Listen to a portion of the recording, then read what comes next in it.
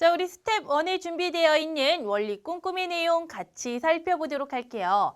자, 이번에는요, 네 번째 내용이에요. 자, 비율이 사용되는 경우 알아보기라고 되어 있습니다. 자, 우리가 앞에서 비율에 대해서 공부를 했습니다. 비율을 구하는 방법은 어떻게 구했습니까?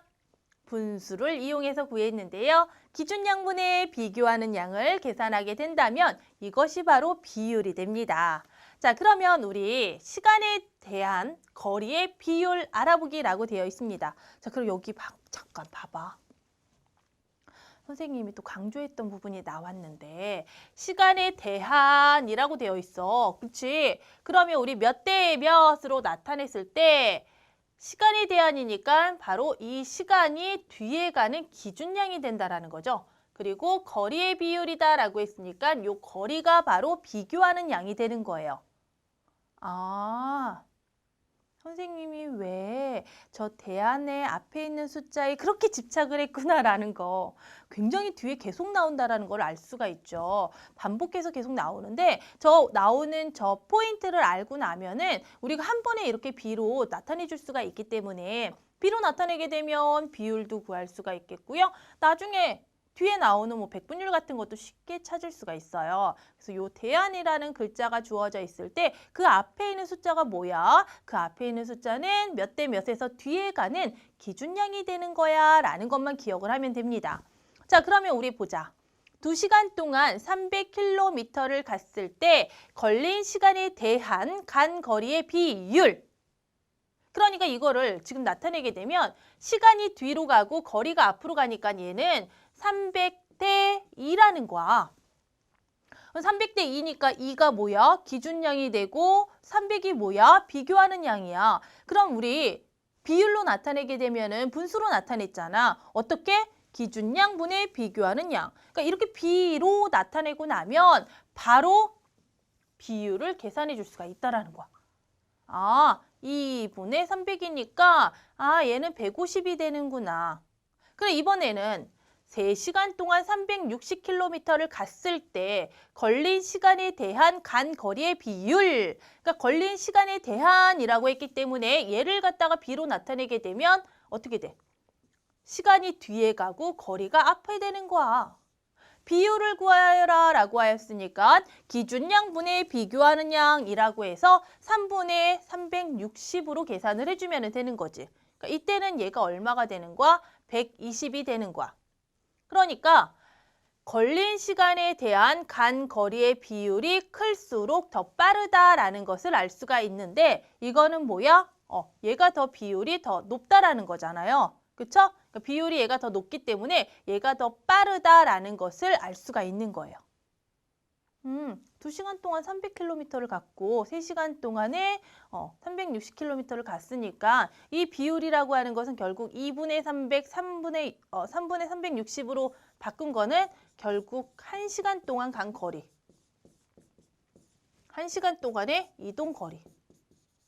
이거를 계산한 거예요. 비율. 그래서 둘을 비교한 거지.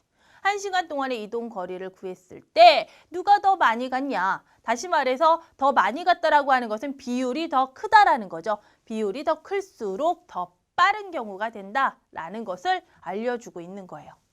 됐습니까? 자, 그러면 이번에는 어떻게 되냐면 이런 예가 나와 있어.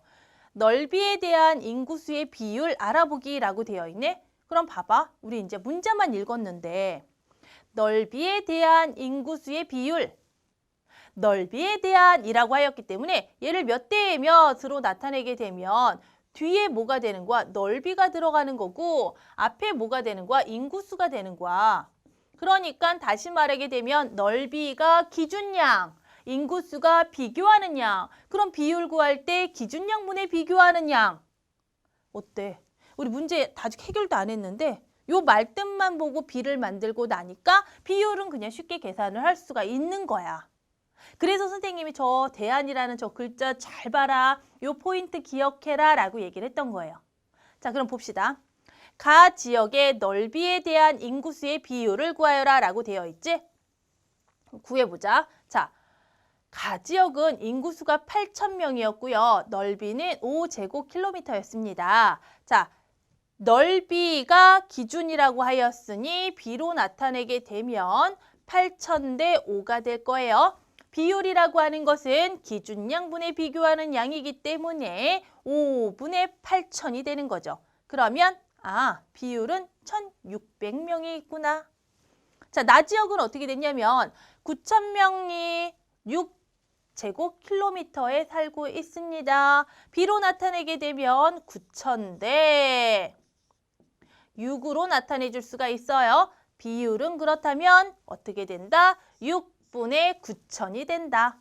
그럼 얘는 1,500이 되는 거예요. 그러니까 이 말 뜻은 다시 말하게 되면은 1제곱킬로미터에 살고 있는 사람의 수를 구한 거죠. 가지역의 경우에는 1제곱킬로미터에 1,600명이 살고 있고요. 나지역의 경우에는 1제곱킬로미터에 1,500명이 살고 있는 거예요. 그래서 인구가 더 밀집했다라고 하는 것은 1제곱킬로미터에 더 많은 사람이 살고 있다라는 것을 이야기하는 것이기 때문에 가지역의 비율이 더 높죠. 그러니까 비율이 높을수록 인구의 밀집도가 크다. 그래서 여기서는 인구가 더 밀집한 지역엔 어디야? 가가 더 크다라는 것을 알 수가 있는 거예요. 됐습니까? 됐어요? 그러니까 비율이 사용되는 경우에는 일상생활에서 이런 식으로 우리가 사용을 하고 있다라는 거죠. 알게 모르게 우리가 나눗셈으로 계산했던 부분이 전부 다 비율과 연관이 됐던 부분이구나 라는 것도 우리가 알 수가 있겠네요. 됐어요? 그래서 비율이 사용되는 경우에 대해서 살펴보았고요. 자, 문제가 주어져 있을 때 그 말뜻만 보고선요. 누가 기준이 되는지 누가 비교하는 양이 되는지 그거부터 찾고 나면 비율은 쉽게 계산해 줄 수 있다는 것을 알 수가 있었습니다.